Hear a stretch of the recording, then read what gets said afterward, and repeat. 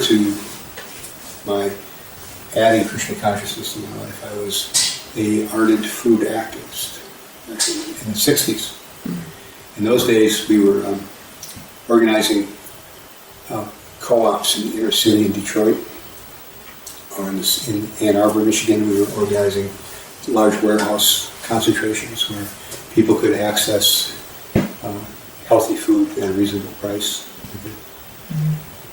And that was, of course, kind of a spin-off from the movement in the late 60s and early 70s of young, hip people who were not only progressive, but were basically just not going to take it anymore, going back to the land. In the youth communities of America, and especially where I was in California, Berkeley and Ashbury neighborhoods, there was a lot of enthusiasm for the idea that we could kind of shape our own destiny based upon our love for each other and our love for Mother Earth. And that was soon kind of shot down by the fact that there were very vicious and demoniac dark forces who began bringing in boatloads of drugs, especially methamphetamine and heroin like that. So the kind of embryonic stages of forming a culture based on love and trust were soon destroyed by the fact that people were taking copious amounts of drugs, and it made it impossible to organize and to dialogue about those things. So a lot of people went to the countryside. There were hopes of finding camaraderie and connection with nature, and kind of extension of those principles of love and trust, but in a rural setting. Well, the harsh reality is that most young people, especially now, just fast forward 40 years, most young people are at least 3, if not 4 generations removed from any kind of land-based living. The skills that are required, the mental discipline, the physical endurance that is required to grow food and to actually live, not just on the land, but with the land, in harmony with the rhythms of nature.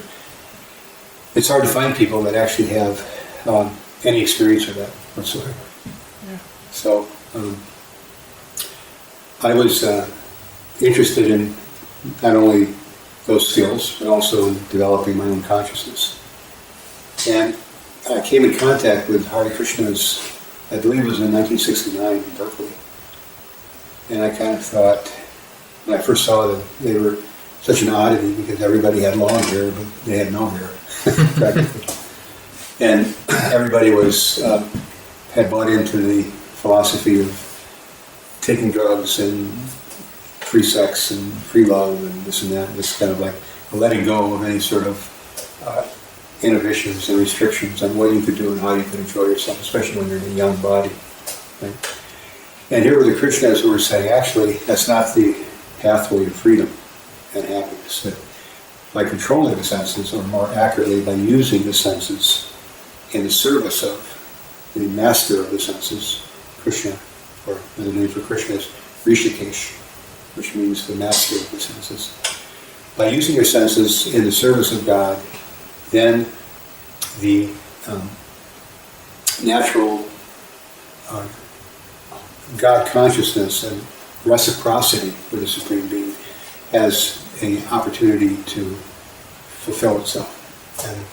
And it fulfills itself in a cultural way, not just some off in the mountains to meditate somewhere.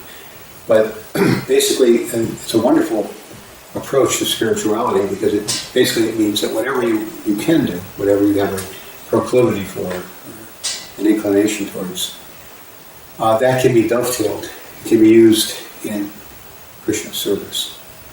And so myself, I had some farm experience as a child. My grandfather had a farm that was, like many small farms in the 50s, went under because of the introduction of food imported from California. Basically, they were bringing food up the interstate highway systems and basically destroyed any local food economy, especially in very rural areas where I was in northern Michigan.